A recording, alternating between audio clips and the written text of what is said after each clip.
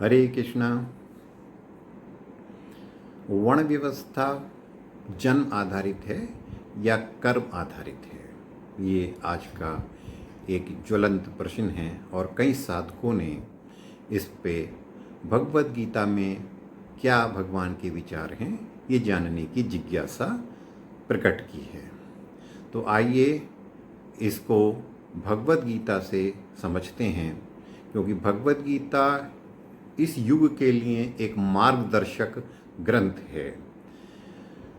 तो भगवान ने अध्याय 4 के 13वें श्लोक में वर्ण व्यवस्था पर प्रकाश डाला है, जिसमें कहा गया है चातुर्वर्ण्य मया सृष्टा गुण कर्म विभाक्ष, अर्थात 4 वर्णों की रचना मेरे द्वारा की गई है जो गुण और कर्म के आधार पर है।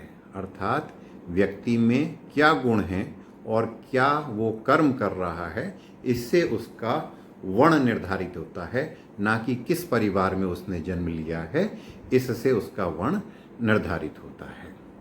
तो बिल्कुल स्पष्ट रूप से गीता का निर्देश है कि किसी भी व्यक्ति की जाति या वर्ण उसके गुण और कर्मों से जानी जाए, ना कि उसके जन्म से।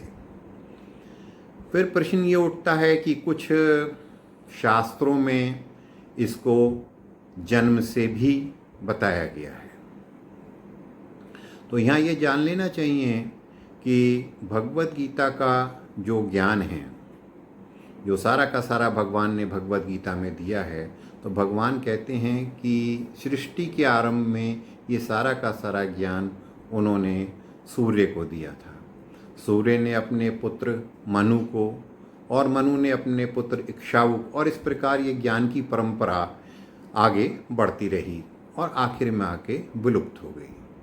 तो माना जा सकता है कि समय समय पर इसमें अपनी तरीके से लोग परिवर्तन करते चले गए और उसी में कहीं ये परंपरा जन्म आधारित मान ली गई।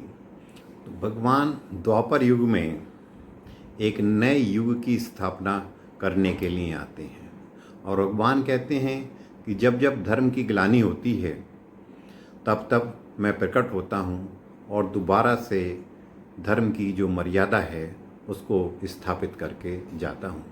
यदा यदा ही धर्मस्य ग्लानिर्भवति भारता अभ्युत्थानम् अधर्मस्य तदात्मानं सृजाम्यहम्। तो जो धर्म में, जो धर्म ग्रंथों में ये परिवर्तन आ गए, उनको नए सिरे से भगवान देखे जाते हैं श्रीमद् भगवद गीता में। इसलिए कलयुग के लिए जो सबसे प्रमाणिक ग्रंथ है वो भगवद गीता ही है। इसको आधार मानकर यदि हम अपने प्रश्नों के उत्तर ढूंढते हैं तो हमारी सारी राजनीतिक, सामाजिक और आर्थिक समस्याओं का हल मिल जाता है।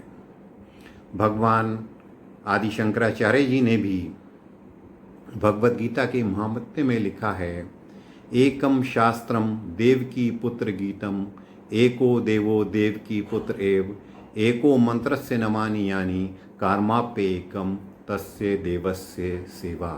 अर्थात एक ही ग्रंथ हो और वो ग्रंथ हो भगवद गीता।